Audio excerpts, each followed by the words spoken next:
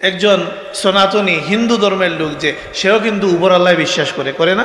সেও বিশ্বাস করে একজন উপর আল্লাহ আছেন, কিন্তু সে রসুলকে মানে না দেখে ইমানদার হতে পারে না। এই জন্য আল্লাহকে ছেড়ে রসুলকে নেওয়া যায় না, তবে রসুলকে ছেড়ে আল্লাহকে নেয়ার অনেকে চেষ্টা করে, তারা তাদের নাম দেয় তাওহিদি। বুঝছেননি? এই জন্য তাওহিদ বলা খুব দূষণীয় নয়। আবার যদি এইরকম যদি কেউ উদ্দেশ্য করে যে তাওহিদবাদী হিসেবে নিজেকে প্রকাশ করা, উদ্দেশ্য হচ্ছে রিসালত ছেড়ে, তাইলে তো ঈমান চলে যাবে। মুতাজিলাগণ তারা তাদের পরিচয় দিত আসহাবুল আদল ওয়াত তাওহীদ, নিজেদেরকে তারা বলতো তারা ন্যায়পরায়ণ এবং তৌহিদে বিশ্বাসী। এই জন্য আমরা নিজেদেরকে তৌহিদি জনতা আমরা বলি না, আমরা হচ্ছে মুসলিম জনতা। আমরা যেমন তৌহিদে বিশ্বাস করি, তেমনই আমরা রসুল্লাহর রিসালতে বিশ্বাস করি। আর রসুল্লাহর আলোচনা, রসুল্লাহর মহব্বত, রসুল্লাহর বেশি বেশি দুরুদ সালাম, এই সব কিছুর মধ্যে আল্লাহর শান রয়েছে। এখানে কোনো লজ্জিত হওয়ার কিছু নাই যে আমরা আল্লাহকে ছেড়ে রসুলকে নিয়ে নিলাম কিনা, না। আর রসুল্লাহর আলোচনার মধ্যেই আল্লাহর আলোচনা আছে। এমন মানুষ আছে না, ওয়াজের মাহফিল কাঁপিয়ে ফেলে, রসুল্লাহর নাম আসলে কেমন যেন, আল্লাহ রসুলের নাম বলতে কেমন যেন কোনো মিষ্টতা নাই, আছে না এরকম? রসুল্লাহর নামের মধ্যে মিষ্টতা নাই। আমি আপনাদেরকে উদাহরণ দিয়ে একেবারে উইথ ডকুমেন্টস বলছি। একজন বড় পণ্ডিত, তথাকথিত সকল্ড পণ্ডিত, তার কাছে জিজ্ঞেস করা হয়েছে বিন বাজ, উসাইমিন আর আব্দুল ওয়াহাব নজদি এরা কেমন লোক ছিলেন, প্রশ্ন করা হয়েছে একজন পণ্ডিতকে, তথাকথিত পণ্ডিত, যিনি ইউটিউবের মধ্যে যার ওয়াজ মানুষ খুব শুনে এবং খুব বড় পণ্ডিত মনে করে, হতেও পারেন। তিনি বলছেন, ভাই আপনি এমন লোকদের নাম নিয়েছেন, মনে হচ্ছে যেন এরা আপনার চাচাতো ভাই লাগে, এরা যুগের শ্রেষ্ঠ মুহাদ্দিস, আলিম, এই সেই বহুত কিছু বলে। তিনি বলছেন এদের নামের সাথে আপনি শায়েখও লাগালেন না, এটাও লাগালেন না, ওইটাও লাগালেন না। তিনি খুব রাগান্বিত হলেন যে এমন বড় বড় বুজুর্গদের নাম নেওয়া হয়েছে, অথচ এদের নামের সাথে কোনো আদব সম্পৃক্ত করা হয়নি। অথচ এই লোকই রসুল্লাহর নাম যখন নেয়, আদব তো দূরে থাক, আল্লাহ রসুলের প্রতি আপনি যদি আদব দেখান, আপনার উপর শিরকের ফতোয়া দিবে। আমরা এমন এক উপলক্ষে এখানে একত্রিত হয়েছি, প্রিয় নবী সাল্লাল্লাহু আলাইহি ওয়াসাল্লামের শানের আলোচনা। আল্লাহ পাক যে আলোচনাকে বুলন্দ করেছেন, কোরআনে কারীমে আল্লাহ পাক ঘোষণা করেছেন, ওয়ারাফা'না লাকা যিকরাক, হে আমার হাবিব, আপনার আলোচনাকে আমি তুলে ধরেছি, উচ্চকিত করেছি। সেই আলোচনা, যে আলোচনাকে আল্লাহ পাক তুলে ধরেছেন, প্রিয় নবী সাল্লাল্লাহু আলাইহি ওয়াসাল্লামের শানকে আল্লাহ পাক বাড়িয়ে দিয়েছেন, উচ্চকিত করেছেন, আর আমাদের জন্য আবশ্যক করেছেন তার হাবিবের আলোচনা, তার হাবিবের মহাব্বত আমাদের ইমানের সাথে সম্পৃক্ত করে দিয়েছেন। দুইটা বিষয় আমি একটু সহযোগিতা চাচ্ছি। একটা হচ্ছে, যাদের হাতে মোবাইল আছে আপনারা বন্ধ করে পকেটে ঢোকান, কেউ তুলবেন না। আর মাইকটা পারলে একটু ঠিক করেন, আমার আসলে কথা বলতে খুব কষ্ট হচ্ছে, আমি জানি না কেন এটা সাপোর্ট দিচ্ছে না, খুব কষ্ট হচ্ছে। তো যাই হোক, আমরা যেটা বলছিলাম, আল্লাহ পাক আমাদের জন্য তার হাবিবের মহাব্বতকে আবশ্যক করে দিয়েছেন। এটা কোনো মাসলাকি কথা নয়, এটা কোনো মাযহাবী কথা নয়। সমগ্র উম্মাহ এই বিষয়ে একমত, এবং একমত থাকতেই হবে। প্রথমত, এই বিষয়ে কোনো বিতর্ক নাই, সমগ্র উম্মাহ, সমগ্র উলামায়ে কেরাম এই বিষয়ে একমত যে প্রিয় নবী সাল্লাল্লাহু আলাইহি সাল্লামের মহাব্বত ইমানের জন্য আবশ্যক।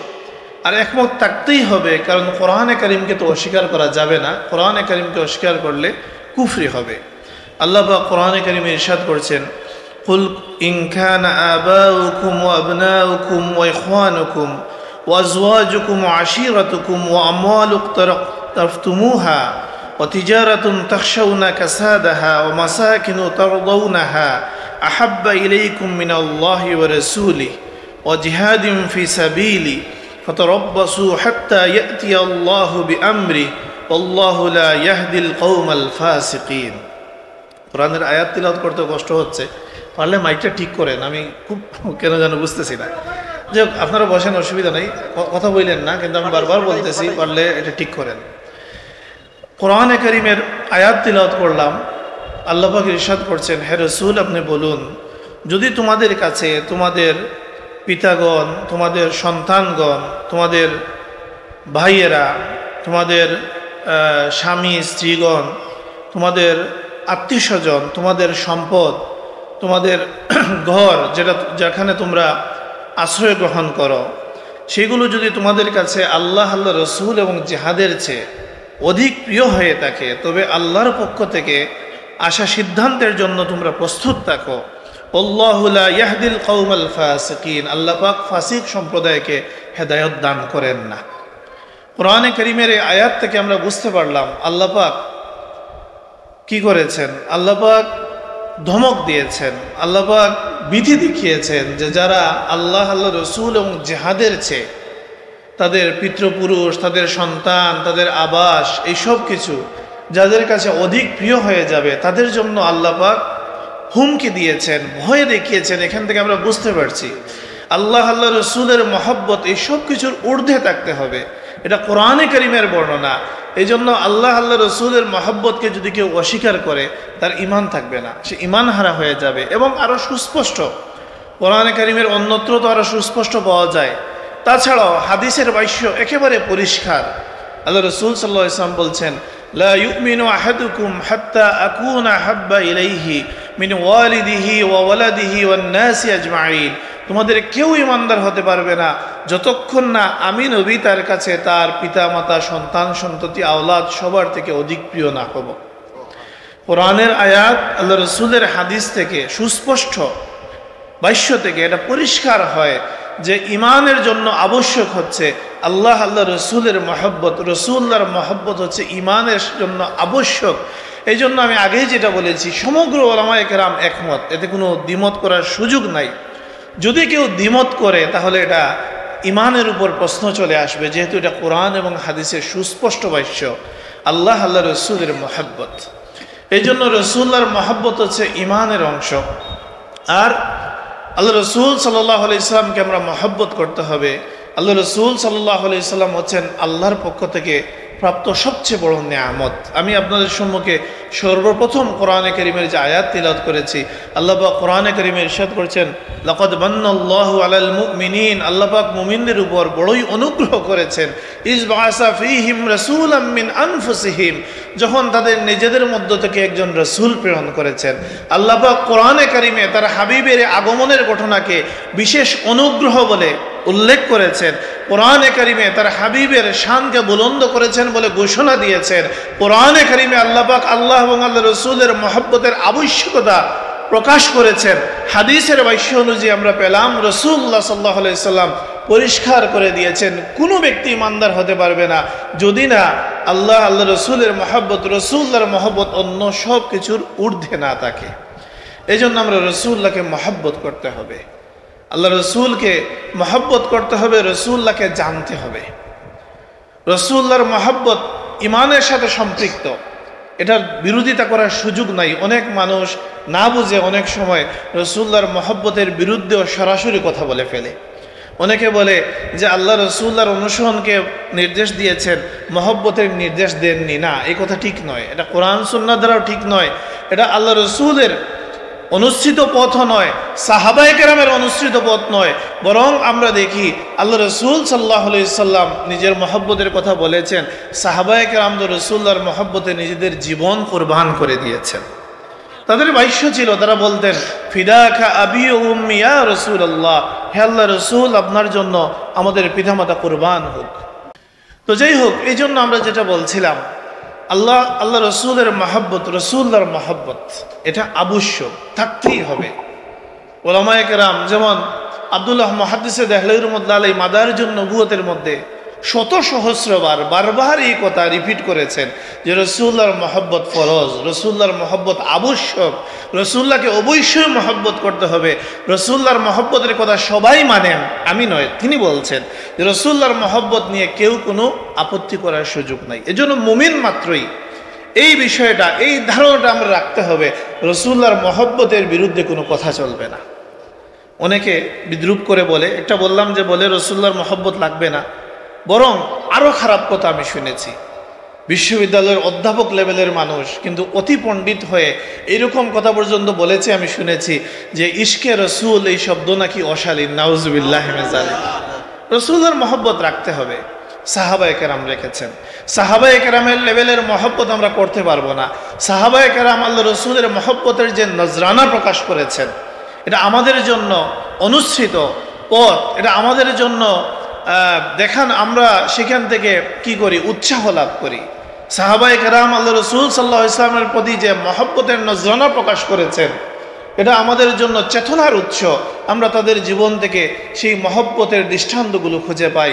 সকল সাহাবায়ে কেরাম মাত্রই আল্লাহ রসুলের আশিক ছিলেন।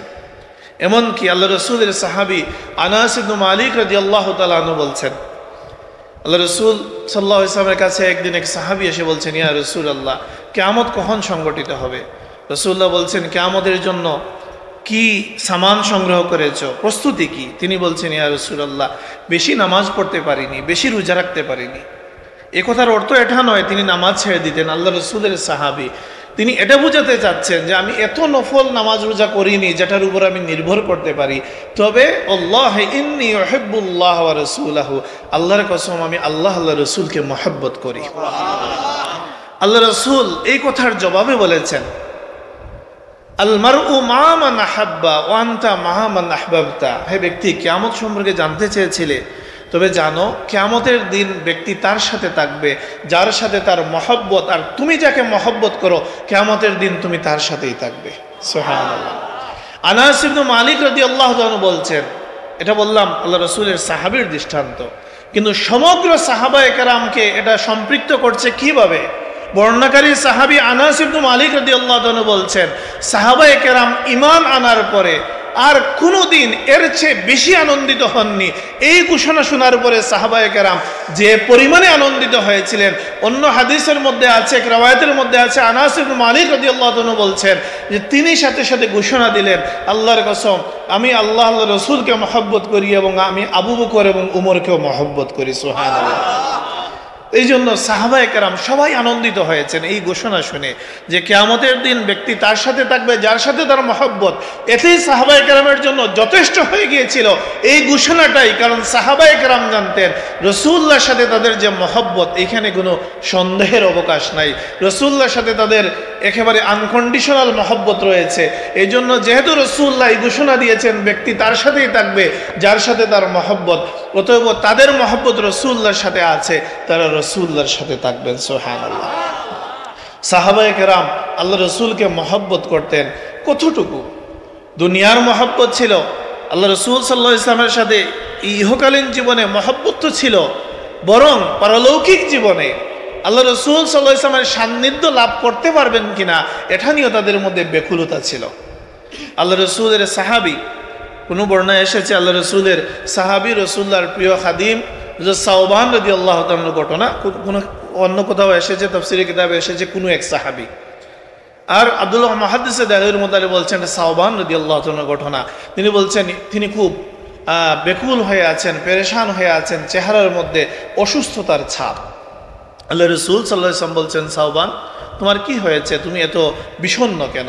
তিনি বলছেন, ইয়া রাসূলুল্লাহ, দুনিয়ায় তো আপনার খাদিম, কিন্তু কিয়ামতের ময়দানে আপনি তো থাকবেন উচ্চ স্তরে, সর্বোচ্চ মাকাম আল্লাহ পাক আপনাকে দান করবেন, আপনি সর্বোচ্চ আসন লাভ করবেন, আর আমরা তো ওই আসন লাভ করব না। ইয়া রাসূলুল্লাহ, ওইখানে আপনার খেদমত করার সুযোগ আমাদের হবে কিনা, ওইখানে আমরা দেখতে পারবো কিনা, এই চিন্তায় আমি বেকুল হয়ে গেছি, আমি পেরেশান হয়ে অসুস্থ হয়ে গেছি। সুবহানাল্লাহ। যে দুনিয়ায় আপনার খাদিম, কিয়ামতের ময়দানে আপনি থাকবেন সর্বোচ্চ মাকামে, আমরা তো ওই মাকাম লাভ করতে পারবো না, আপনাকে সেখানে দেখতে পারবো কিনা, সেখানে আপনাকে দেখতে পারবো কিনা, সেই পেরেশানিতে পেরেশান। তখন আল্লাহ পাক কোরআনে কারীমের আয়াত নাজিল করে আল্লাহ রাসূলের সাহাবীকে সান্ত্বনা দিয়েছেন, মান ইউতিল্লাহ ওয়া রাসূলাহু ফাউলাইকা মাআল্লাযীনা আনআমা আল্লাহু আলাইহিম মিনান নাবিয়্যিন ওয়াস সিদ্দিকিন ওয়াশ শুহাদা ওয়াস সালিহিন। যারা আল্লাহ রাসূলকে অনুসরণ করবে কিয়ামতের দিন তারা থাকবে নবীদের সাথে, সিদ্দিকদের সাথে, শুহাদাদের সাথে, সালিহিনদের সাথে। আল্লাহ পাক তাদেরকে সান্ত্বনা দিয়েছেন যে যারা আল্লাহ রাসূলের অনুসারী, যারা রাসূলুল্লাহর আশিক, রাসূলুল্লাহকে যারা মহব্বত করে, কিয়ামতের দিনও তারা আল্লাহ রাসূল সাল্লাল্লাহু আলাইহি ওয়াসাল্লামের সাথে থাকবে। সুবহানাল্লাহ। এই জন্য রাসূলুল্লাহর মহব্বত, এই মহব্বতের গুরুত্ব কতটুকু আমরা হাদিস থেকে যেটা জানতে পারছি যে এই মহব্বত আমাদের নাজাতের উসিলা। আমরা যদি আল্লাহ রসুলকে মহব্বত করতে পারি, দুনিয়ার আপনার অন্য কোনো নেতা, অন্য কোনো স্কলার, অন্য কোনো পণ্ডিতের মহব্বত আপনাকে কোথায় নিয়ে যাবে এটার নিশ্চয়তা হয়তো দেয়া যাবে না, কারণ কে কোথায় থাকবে কেউ জানে না। কিন্তু রসুল্লাহর মহব্বতকে জান্নাতে নিয়ে যাবে এটা প্রায় নিশ্চয়তার সাথে, প্রায় নয় নিশ্চয়তার সাথে বলা যায়, কারণ রসুল্লাহ জান্নাতে যাবেন এটা নিয়ে যদি কারো মনের মধ্যে ন্যূনতম কোনো সংশয় থাকে তার তো ঈমান থাকার সুযোগ নাই। অথবা রসুল্লাহর মহব্বত আমাদেরকে নিয়ে যাবে জান্নাতে। আমরা আল্লাহ রসুলকে মহব্বত করব, রসুল্লাহকে মহব্বত করব কোরআন থেকে পাচ্ছি, রসুল্লাহকে মহব্বত করব হাদিস থেকে পাচ্ছি, রসুল্লাহকে মহব্বত করব সাহাবায়ে কেরামের জীবন থেকে পাচ্ছি। এবং রসুল্লাহর মহব্বতের প্রকাশ আমাদের জীবনে কিভাবে ঘটবে, আমার কথা দীর্ঘ করব না, সংক্ষেপে শেষ করব। রসুল্লাহর মহব্বতের প্রকাশ আমাদের জীবনে কিভাবে ঘটবে। আব্দুল্লাহ মুহাদ্দিস দেহলভী রাহমাতুল্লাহ আলাইহি মাদারিজুন নবুয়তের মধ্যে 8টা মহব্বতের নিদর্শন উল্লেখ করেছেন। আল্লাহ রসুল সাল্লাল্লাহু আলাইহি ওয়াসাল্লামের মহব্বতের 8টা নিদর্শন রয়েছে। তার মধ্যে তিনি উল্লেখ করছেন, এটা ধারাবাহিক নয় বরং একের পর এক। তিনি বলছেন যে আল্লাহ রসুল সাল্লাল্লাহু আলাইহি ওয়াসাল্লামের মহব্বতের অন্যতম নিদর্শন হচ্ছে আল্লাহ রসুল সাল্লাল্লাহু আলাইহি ওয়াসাল্লাম সম্পর্কে বেশি বেশি আলোচনা করা। সুবহানাল্লাহ। আজকের এই যে মাহফিল, শানে মুস্তফা মাহফিল, কেউ বলতে পারে যে আপনারা এখানে তাফসির মাহফিল করলেন না কেন, আপনারা এখানে এটা করলেন না কেন, ওইটা করলেন কেন, শানে মুস্তফা করলেন কেন? শানে মুস্তফার প্রয়োজন আছে। কখনো ব্যানারের মধ্যে শানে মুস্তফা থাকবে, কখনো ব্যানারের মধ্যে সিরাতুন নবী থাকবে, কখনো ব্যানারের মধ্যে মিলাদুন নবী থাকবে, নাম যাই থাকুক, কিংবা যদি ওয়াজের মাহফিলও হয়, কিন্তু সেখানে আল্লাহ রসুলের আলোচনা থাকা আবশ্যক। কারণ এই আলোচনা হচ্ছে ইমানের প্রকাশক, রসুল্লাহর আলোচনা এটা ইমানের সাথে সম্পৃক্ত বিষয়। আব্দুল্লাহ মুহাদ্দিস দেহলভী রাহমাতুল্লাহ আলাইহি বলছেন, রসুল্লাহর ভালোবাসা প্রকাশের মাধ্যম রসুল্লাহর বেশি বেশি আলোচনা করা। এটা আমরা আমাদের জীবন থেকেও এর দৃষ্টান্ত নিতে পারি। আমরা আমাদের জীবনে, আমাদের দুনিয়াবী জীবনে আমরা যাকে মহব্বত করি তার বেশি বেশি আলোচনা করি না? এখানে সাহেব কিবলার গজল গাওয়া হয়েছে, কেন হয়েছে? সাহেব কিবলাকে মুরিদান মহব্বত করেন, এখানে মুরিদান আছেন, এরা খুশি হবেন, এই জন্য যে গাইছে সেও খুশি হয়েছে, যারা শুনছেন তারাও খুশি হয়েছেন, এখানে একটা মহব্বতের বিষয় আছে। একইভাবে আমাদের পারিবারিক জীবনেও আমরা আমাদের সন্তানদের আলোচনা করি, মানুষের কাছে গিয়ে গল্প করি, আমার ছেলে এইরকম কথা বলে, এইরকম দেয়াল বেয়ে উঠে যায়, এইরকম দুষ্টামি করে, এইরকম কাঁধে উঠে যায়, এরকম কুলে উঠে যায়। আমরা বেশি বেশি বলি না কেন? বলি মহব্বত করি। মহব্বতের নিদর্শন হচ্ছে আলোচনা। যেহেতু আমরা আল্লাহ রসুলকে মহব্বত করি, এই জন্য আশিকে রসুল মাত্রই তার মধ্যে রসুল্লাহর আলোচনা বেশি বেশি থাকবে। এই জন্য এখানে কোনো কুণ্ঠিত হওয়ার কোনো সুযোগ নাই, এখানে হীনমন্যতার কোনো সুযোগ নাই। অনেক মানুষ কটাক্ষ করতে পারে, অনেক মানুষ কটাক্ষ করে, আমরা রসুল্লাহর কথা বেশি বলি, কটাক্ষ করে। অনেক মানুষ মনে করে যে এটা আমাদের একটা দোষ হিসেবে দেখাতে চায়, আমাদেরকে ছোট করতে চায় যে আমরা রসুলের আলোচনা বেশি করি। আর একটু যদি বেশি পণ্ডিত হয় তাইলে এমনও বলতে পারে যে আল্লাহকে রেখে রসুল নিয়ে আমরা বেশি ইশক দেখাই। কোনো অসুবিধা নাই, আপনি হীনমন্য হবেন না, আপনি এটা নিয়ে আপনি লজ্জিত হবেন না, কোনো অসুবিধা নাই। কারণ আল্লাহর রসুলের আলোচনাই আল্লাহর আলোচনা, রসুল্লাহর মহব্বতই আল্লাহর মহব্বত, রসুল্লাহর এতায়াতই আল্লাহর এতায়াত। কোরআনে কারীমের মধ্যে আল্লাহ পাক বলছেন, মান ইউতিউর রাসূল ফাকাদ আতা আল্লাহ, যে রসুলকে অনুসরণ করলো সে আল্লাহকেই অনুসরণ করলো। আমরা যে রসুলকে মহব্বত করি, আমরা কি এই রসুলকে আল্লাহ ছেড়ে মহব্বত করি? তিনি তো আল্লাহর রসুল, এই জন্যই তাকে মহব্বত করি। এই জন্য এই মহব্বতের মধ্যে অটোমেটিক আল্লাহ আছেন। বরং আমরা রসুলকে মহব্বত করি, আল্লাহর সবচেয়ে বড় নেয়ামত তিনি, আল্লাহর নেয়ামত। আল্লাহ আমাদের জন্য মহব্বত আবশ্যকীয় করে দিয়েছেন, আল্লাহ পাক আমাদের জন্য অনুগ্রহ করেছেন। এই জন্য এই যে সম্পর্ক, এই যে মহব্বত, এই যে আলোচনা, সব কিছুর সাথে প্রকারান্তরে আল্লাহর নিয়ামতের শুকরিয়া আদায়ী উদ্দেশ্য আছে। প্রকারান্তরে এর মধ্যে আমাদের মধ্যে আল্লাহর প্রতি, আল্লাহর যে প্রতি আমাদের সেই আনুগত্য, কিংবা আল্লাহর খোদাইর প্রতি আমাদের আনুগত্যের প্রকাশক হচ্ছে আল্লাহ রসুল সাল্লাল্লাহু আলাইহি ওয়াসাল্লামের বেশি বেশি আলোচনা, মহব্বত, এই সব কিছু। এজন্য এখানে কোনো হীনমন্যতা, লজ্জার কোনো কিছু নাই। কেউ যদি বলে আল্লাহ ছেড়ে আমরা রসুলকে নিয়েছি, না, আল্লাহ ছেড়ে রসুলকে নেওয়া যায় না। রসুল ছেড়ে আল্লাহকে অনেকে নেয়ার চেষ্টা করে। সাহেব কিবলা এই কথাটা খুব পরিষ্কারভাবে বলতেন যে একজন সনাতনী হিন্দু ধর্মের লোক, যে সেও কিন্তু উপর আল্লাহ বিশ্বাস করে না? সেও বিশ্বাস করে একজন উপর আল্লাহ আছেন, কিন্তু সে রসুলকে মানে না দেখে ইমানদার হতে পারে না। এই জন্য আল্লাহকে ছেড়ে রসুলকে নেওয়া যায় না, তবে রসুলকে ছেড়ে আল্লাহকে নেয়ার অনেকে চেষ্টা করে, তারা তাদের নাম দেয় তাওহিদি। বুঝছেননি? এই জন্য তাওহিদ বলা খুব দূষণীয় নয়। আবার যদি এইরকম যদি কেউ উদ্দেশ্য করে যে তাওহিদবাদী হিসেবে নিজেকে প্রকাশ করা, উদ্দেশ্য হচ্ছে রিসালত ছেড়ে, তাইলে তো ঈমান চলে যাবে। মুতাজিলাগণ তারা তাদের পরিচয় দিত আসহাবুল আদল ওয়াত তাওহীদ, নিজেদেরকে তারা বলতো তারা ন্যায়পরায়ণ এবং তৌহিদে বিশ্বাসী। এই জন্য আমরা নিজেদেরকে তৌহিদি জনতা আমরা বলি না, আমরা হচ্ছে মুসলিম জনতা। আমরা যেমন তৌহিদে বিশ্বাস করি, তেমনই আমরা রসুল্লাহর রিসালতে বিশ্বাস করি। আর রসুল্লাহর আলোচনা, রসুল্লাহর মহব্বত, রসুল্লাহর বেশি বেশি দুরুদ সালাম, এই সব কিছুর মধ্যে আল্লাহর শান রয়েছে। এখানে কোনো লজ্জিত হওয়ার কিছু নাই যে আমরা আল্লাহকে ছেড়ে রসুলকে নিয়ে নিলাম কিনা, না। আর রসুল্লাহর আলোচনার মধ্যেই আল্লাহর আলোচনা আছে। তো যাই হোক, আমরা যেটা বলছিলাম যে আল্লাহ রসুলের মহব্বতের অন্যতম নিদর্শন হচ্ছে আল্লাহ রসুল সাল্লাল্লাহু আলাইহি ওয়াসাল্লামের বেশি বেশি আলোচনা। আল্লাহ পাক কোরআনে কারীমের মধ্যে বলছেন, ওয়া রাফা'না লাকা যিকরাক, হে আমার হাবিব, আপনার আলোচনাকে আমি সমুন্নত করেছি, তুলে ধরেছি। এই আলোচনাকে আল্লাহ তুলে ধরেছেন, আপনি নামাতে পারবেন না। এবং আমি যখন আসছিলাম তখন আমি মাইকের আওয়াজ শুনেছি, মাইজুম সাহেব ওয়াজ করছিলেন, এই বিষয়ে তিনি কথা বলেছেন।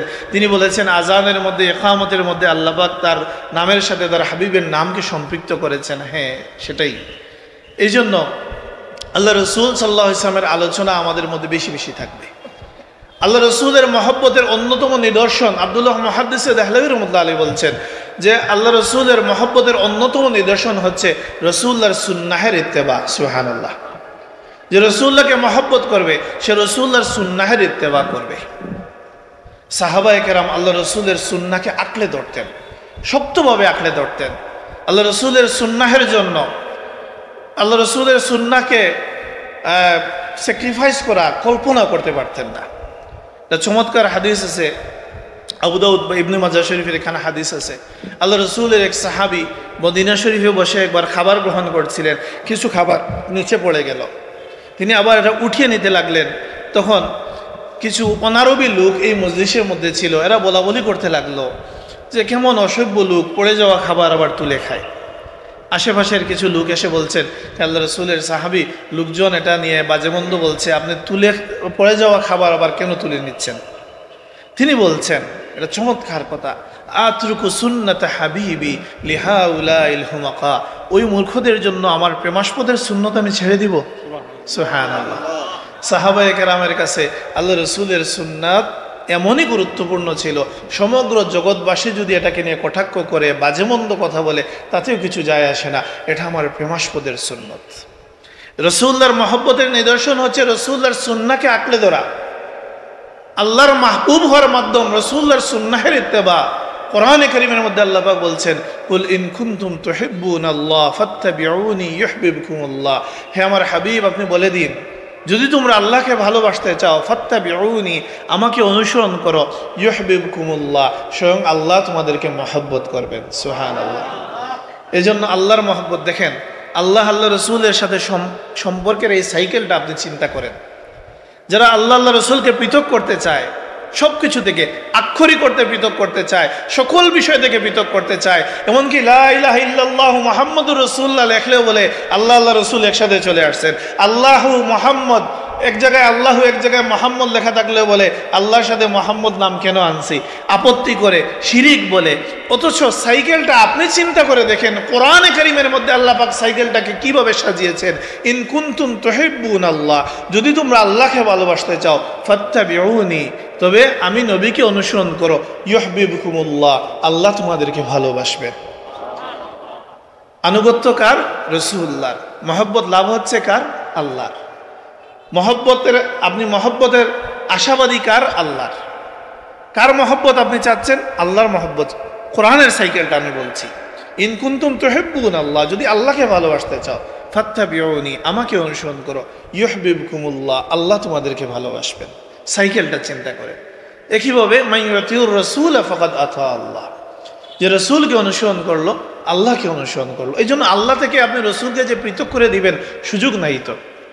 আল্লাহ পাক কোরআনে কারীমের মধ্যে আল্লাহ রসুলের মহব্বত, আল্লাহ রসুলের আতায়াত, আল্লাহ রসুলের মহব্বত, আল্লাহ আল্লাহ রসুলের মহব্বত, আল্লাহ আল্লাহ রসুলের জিকির সব কিছুকে একাকার করে রেখেছেন। হ্যাঁ, আমরা খালিক মাখলুককে কখনো একত্রে মিলাই না। আমরা জানি আল্লাহ হচ্ছেন সৃষ্টিকর্তা, রসুল্লাহ হচ্ছেন মাখলুক, আল্লাহর সৃষ্টি। আমরা খালিক মাখলুককে কখনো মিলাই না, আমরা শিরিক করি না। তবে আল্লাহ পাক তার হাবিবের শানকে এমন বুলন্দ করেছেন এবং তার নামের সাথে সম্পৃক্ত করেছেন, কিছু কিছু জায়গায় এটাকে পৃথক করার সুযোগ নাই। কারণ যখনই আল্লাহর আলোচনা আসবে, রসুলের আলোচনা চলে আসবে, আল্লাহর মহব্বত আসবে, রসুলের মহব্বত চলে আসবে, আল্লাহর আলোচনা আসবে, রসুলের আলোচনা আসবে, আল্লাহর এতায়াত আসবে, রসুলের এতায়াত আসবে। আল্লাহ পাক তার কালামের মধ্যে এরকম সাজিয়ে আমাদেরকে দিয়েছেন, তার দিনটাকে এরকম সাজিয়েছেন, ইমানের জন্য আবশ্যক করেছেন। রসুল্লাহর মহব্বতের সাথে আল্লাহর মহব্বতকে আল্লাহ পাক জুড়ে দিয়েছেন। এইখানে আলাদা পণ্ডিতি করার কিছু নেই, এখানে আলাদা পণ্ডিতি করার কিছু নাই যে রসুল্লাহর মহব্বতকে আপনি কাট করে ফেলবেন, না, সুযোগ নাই, আল্লাহ রাখেননি, সেই সুযোগ রাখেননি। এবং সাহাবায়ে কেরামের জীবনে তো আমরা দেখি রসুল্লাহর জন্য জীবন উৎসর্গ করে তারা দিয়েছেন। প্রত্যেক সাহাবী ধরে ধরে একজন একজন করে সাহাবীর জীবন আপনি দেখেন। আবু বকর সিদ্দিক রাদিয়াল্লাহু তাআলা আনহু এক যুদ্ধের প্রাক্কালে আল্লাহ রাসূল সাল্লাল্লাহু আলাইহি ওয়াসাল্লাম বলছেন, যার যা সামর্থ্য আছে এনে মালামাল এখানে জমায়েত করো। ওমর রাদিয়াল্লাহু তাআলা চিন্তা করলেন, মুখ্যম সুযোগ, আবু বকরের আগে তো যাইতে পারি না, প্রতিযোগিতায় তিনি আগেই যান, এইবার আমি আবু বকরকে হারিয়ে ফেলবো। তিনি তার সমগ্র সম্পত্তির অর্ধেক সম্পদ এনে আল্লাহ রাসূলের সামনে জমা করলেন। ওমর, কি রেখে এসেছো? ইয়া রাসূলুল্লাহ, অর্ধেক রেখে এসেছি, অর্ধেক। রাসূলুল্লাহ দোয়া করলেন। আসলেন আবু বকর সিদ্দিক রাদিয়াল্লাহু তাআলা আনহু, সমগ্র সম্পত্তি আল্লাহ রাসূলের সামনে উপস্থিত করলেন।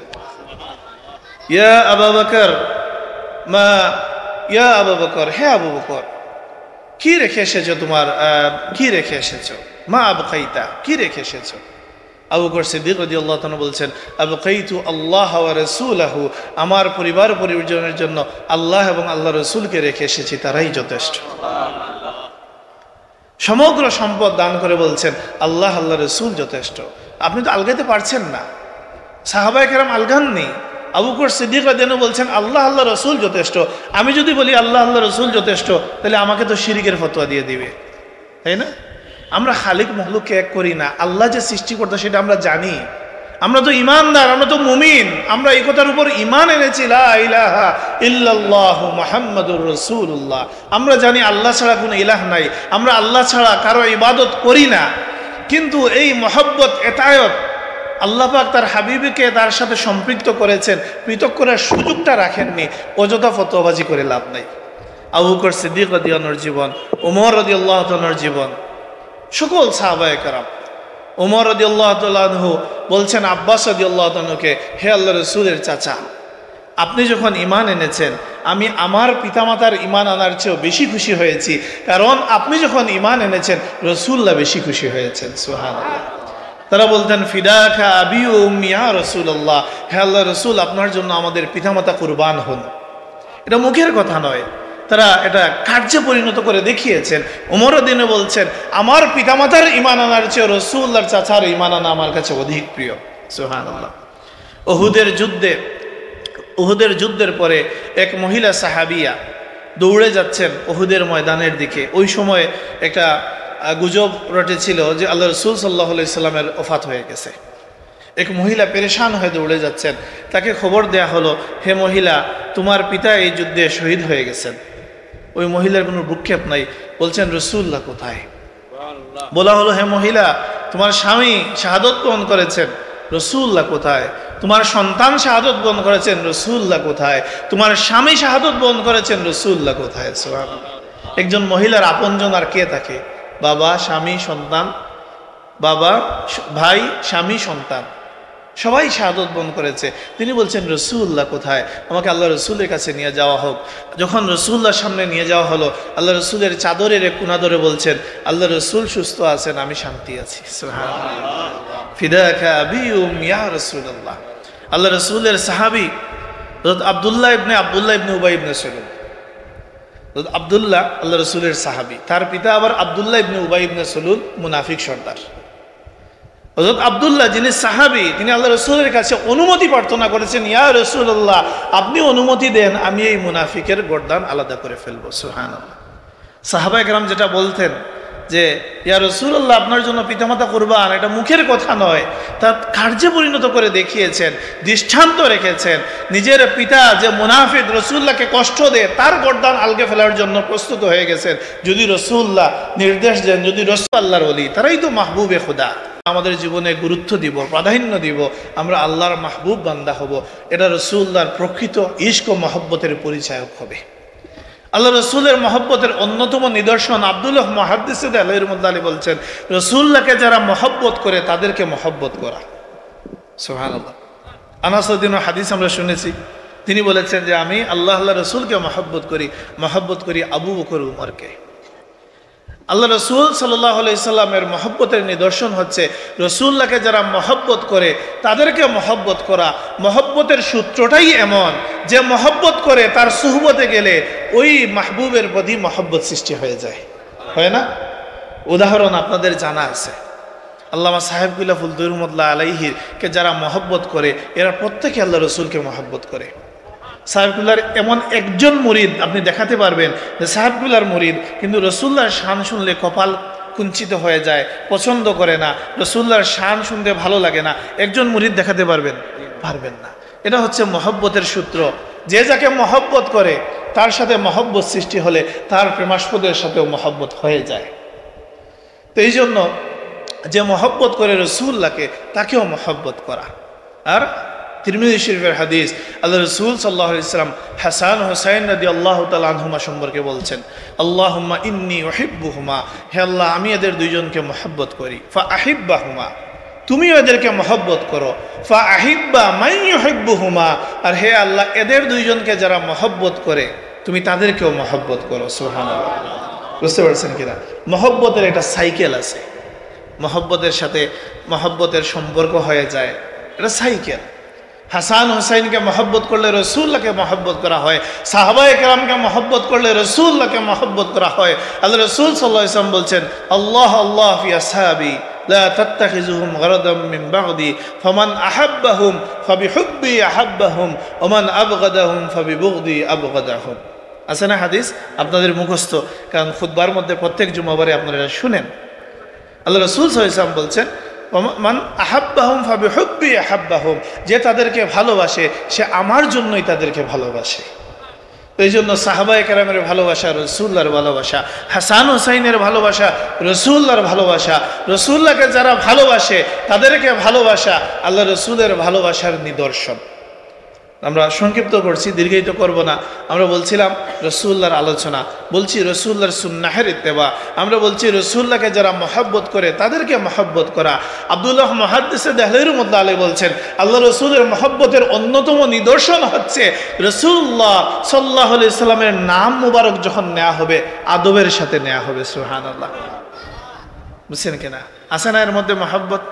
এমন মানুষ আছে না ওয়াজের মাহফিল কাঁপিয়ে ফেলে, রসুল্লাহর নাম আসলে কেমন যেন, আল্লাহ রসুলের নাম বলতে কেমন যেন কোনো মিষ্টতা নাই, আছে না এরকম? রসুল্লাহর নামের মধ্যে মিষ্টতা নাই। আমি আপনাদেরকে উদাহরণ দিয়ে একেবারে উইথ ডকুমেন্টস বলছি। একজন বড় পণ্ডিত, তথাকথিত সকল পণ্ডিত, তার কাছে জিজ্ঞেস করা হয়েছে বিন বাজ, উসাইমিন আর আব্দুল ওয়াহাব নজদি এরা কেমন লোক ছিলেন, প্রশ্ন করা হয়েছে একজন পণ্ডিতকে, তথাকথিত পণ্ডিত, যিনি ইউটিউবের মধ্যে যার ওয়াজ মানুষ খুব শুনে এবং খুব বড় পণ্ডিত মনে করে, হতেও পারেন। তিনি বলছেন, ভাই আপনি এমন লোকদের নাম নিয়েছেন মনে হচ্ছে যেন এরা আপনার চাচাতো ভাই লাগে, এরা যুগের শ্রেষ্ঠ মুহাদ্দিস আলিম, এই সেই বহুত কিছু বলে। তিনি বলছেন এদের নামের সাথে আপনি শায়েখও লাগালেন না, এটাও লাগালেন না, ওইটাও লাগালেন না। তিনি খুব রাগান্বিত হলেন যে এমন বড় বড় বুজুর্গদের নাম নেওয়া হয়েছে অথচ এদের নামের সাথে কোনো আদব সম্পৃক্ত করা হয়নি। অথচ এই লোকই রসুল্লাহর নাম যখন নেয়, আদব তো দূরে থাক, আল্লাহ রসুলের প্রতি আপনি যদি আদব দেখান আপনার উপর শিরকের ফতোয়া দিবে। নাউযুবিল্লাহি মিন যালিক। এই সূত্রটা বুঝতে পারেন কিনা? এগুলো বোঝার জন্য আল্লাহ রসুলের প্রতি মহব্বত আর আল্লাহ রসুলের প্রতি দুশ্মনী, এগুলো বোঝার জন্য রকেট সায়েন্টিস্ট হওয়া লাগে না। একটু বিবেক বুদ্ধি থাকলেই, শুনলেই বোঝা যায়। বহুত বড় পণ্ডিত হতে পারে, অনেক জ্ঞানের বাহার থাকতে পারে, রসুল্লাহর মহব্বত নাই, এর থেকে আমাদের সতর্ক থাকা উচিত না? সতর্ক থাকা উচিত। কারণ পণ্ডিত বহু বড় বড় দিনের দুশ্মনরা বড় বড় পণ্ডিত ছিল না?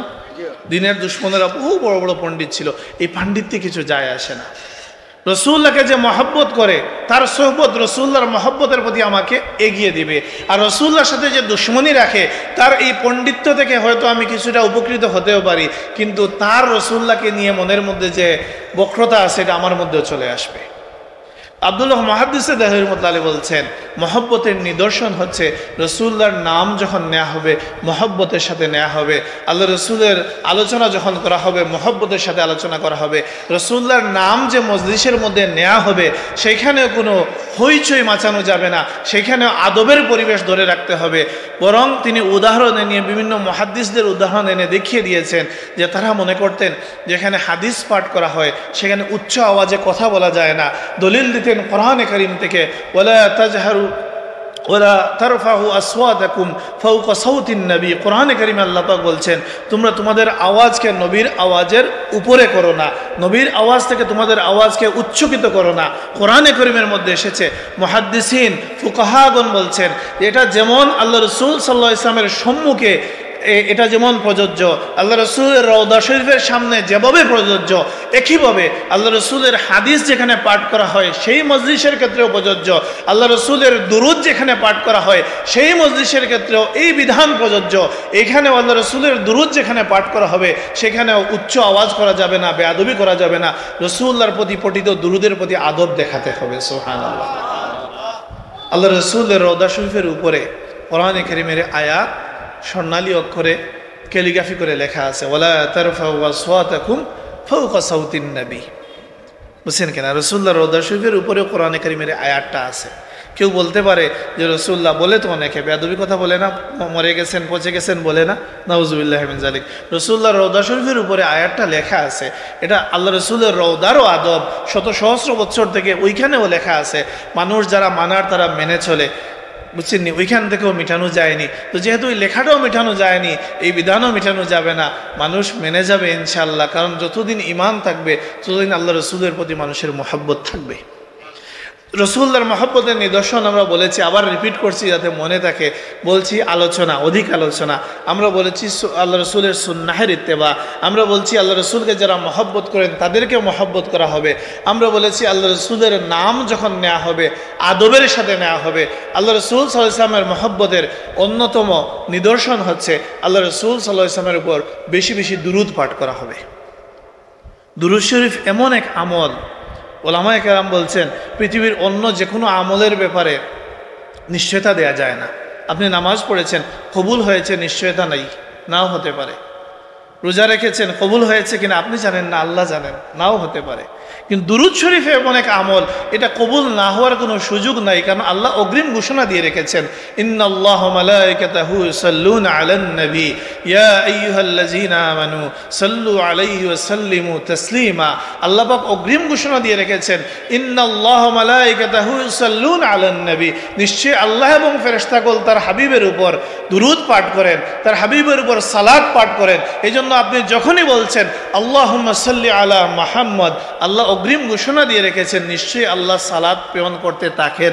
এই জন্য দুরুদ এমন এক আমল, অব্যর্থ আমল, যে আমলের মধ্যে কবুল না হওয়ার কোনো জায়গা নেই। এই জন্য ওলামায়ে কেরাম বলছেন যে দোয়া যদি কবুল করাতে চাও, দোয়ার শুরুতেও দুরুদ রাখো, শেষেও দুরুদ রাখো। আল্লাহ পাকের শানটাই এমন, তোমার প্রথমটাও কবুল করবেন, শেষটাও কবুল করবেন। আশা করা যায় মাঝের আরজিগুলো আল্লাহ পাক ফিরিয়ে দিবেন না, কবুল করবেন। সুবহানাল্লাহ। এই জন্য দোয়া কবুলের অন্যতম শর্ত, দোয়া কবুলের অন্যতম মাধ্যম ওলামায়ে কেরাম বলছেন যে দোয়ার মধ্যে দুরুদ মিশ্রিত করে দাও। দোয়ার প্রথমেও দুরুদ রাখো, শেষেও দুরুদ রাখো। এই দুরুদের উসিলায় তোমার দোয়া কবুল হয়ে যাবে। সুবহানাল্লাহ। রাসূলুল্লাহর মহব্বতের অন্যতম নিদর্শন হচ্ছে আল্লাহ রাসূলের উপর বেশি বেশি দুরুদ পাঠ করা। আরও নিদর্শনগুলো নিয়ে এসেছেন, আমি আমার কথা দীর্ঘায়িত করব না। ওলামায়ে কেরাম আছেন, বয়ান করবেন, আমি শেষ করব। আমার কথার সার কথা হচ্ছে আল্লাহ পাক তার হাবিব সাল্লাল্লাহু আলাইহি সাল্লামকে আমাদের জন্য অনুগ্রহ হিসাবে কোরআনে কারীমের মধ্যে উল্লেখ করেছেন, লাকাদ মান্নাল্লাহু আলাল মুমিনিন, আল্লাহ পাক বড়ই অনুগ্রহ করেছেন মুমিনদের উপর, তার হাবিবকে প্রেরণ করেছেন। এই জন্য আমরা আল্লাহ রসুল সাল্লাল্লাহু আলাইহি ইসলামকে পেয়ে আমরা আনন্দিত, আমরা খুশি। আমরা আল্লাহ রসুলের জন্ম বৃত্তান্তের আলোচনা করি, মিলাদুন নবীর মাহফিল করি, আমরা আনন্দিত হই, আনন্দের প্রকাশ ঘটাই, কারণ আমরা আনন্দিত হয়েছি আল্লাহ পাক আমাদেরকে দিয়েছেন। আর আল্লাহর বিধান হচ্ছে আল্লাহ পাকের পক্ষ থেকে কোনো নিয়ামত লাভ করলে তার শুকরিয়া আদায় করা, আনন্দিত হওয়া। কুল বিফদ্লিল্লাহি ওয়া বিরহমাতিহি ফাবিযালিকা ফালইফরাহু। এই জন্য আমরা মিলাদুন নবীর মাহফিলও করি, আমরা রসুল্লাহকে পেয়ে আমরা খুশি।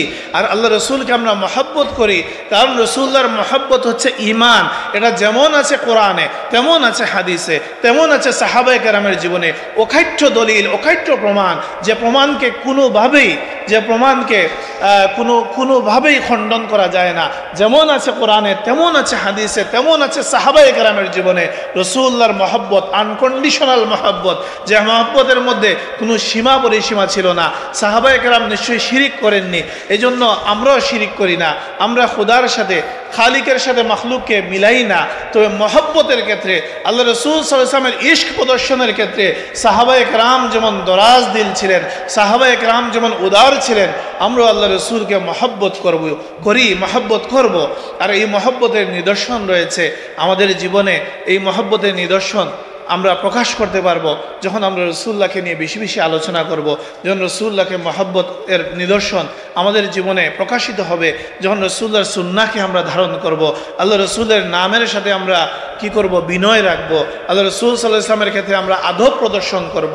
এইসব যখন আমরা মেনে চলবো, আমাদের জীবন তখন সুন্দর হবে। আল্লাহ পাক আমাদেরকে তৌফিক দান করুন, আমিন। ওয়াখিরু দাওয়ানা আলহামদুলিল্লাহি রাব্বিল আলামিন। সাল্লাল্লাহু আলা সাইয়্যিদিনা মাওলানা মুহাম্মদ ওয়া আলা আলিহি ওয়া আসহাবিহি ওয়া সাল্লাম। সাল্লাল্লাহু আলা সাইয়্যিদিনা মাওলানা মুহাম্মদ ওয়া আলা আলিহি ওয়া আসহাবিহি ওয়া সাল্লাম। আস্তাগফিরুল্লাহ, ইন্নাল্লাহা গফুরুর রহিম। আস্তাগফিরুল্লাহ রাব্বি মিন কুল্লি যামবিন ওয়া আতুবু ইলাইহি। লা হাওলা ওয়া লা কুওয়াতা ইল্লা বিল্লাহিল আলিয়্যিল আযীম। আল্লাহুম্মা আমিন। আলহামদুলিল্লাহি রাব্বিল আলামিন, ওয়াসসালাতু ওয়াসসালামু আলা আশরাফিল আমবিয়াই ওয়াল মুরসালিন। রব্বানা যালামনা আনফুসানা وإن لم تغفر لنا وترحمنا لنكونن من الخاسرين.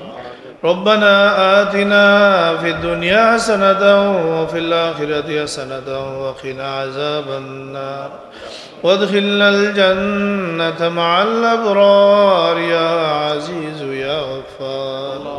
আল্লাহ আমরা মাফ করে দাও, আমরা জিন্দা মুর্দা মাই বাবারে মাফ করে দাও। আল্লাহ আমরা বাকি জীবন তোমার গোলামির মাঝে খাটাইবার তৌফিক দান করো। আল্লাহ আমরা নামাজি বানাইয়া দেও, আমরা পরিবার পরিজনরে নামাজি বানাইয়া দেও। আল্লাহ আমরা মাখান অখলরে তোমার ইয়া দিয়া আবাদ করে দেও। আল্লাহ তোমার হাবিবর হকিকি মাহাব্বত আমরা দান করো। আমরা বারবার হারামান শরীফ আইনের মকবুল জিয়ারত নসিব করো। আল্লাহ খাস করে তোমার হাবিবর রোদার সামনে বারবার হাজিরি দেওয়ার তৌফিক আমরা দান করো। আল্লাহ আমরা তোমার হাবিবরে মহব্বত করি। আল্লাহ তোমার হাবিবর দিদার আমরা নসিব করো। আল্লাহ তোমার হাবিবর দিদার না দিয়ে আমরা মৌত করিও না মাওলা। আল্লাহ তোমার হাবিবর দিদার আমরা নসিব করো।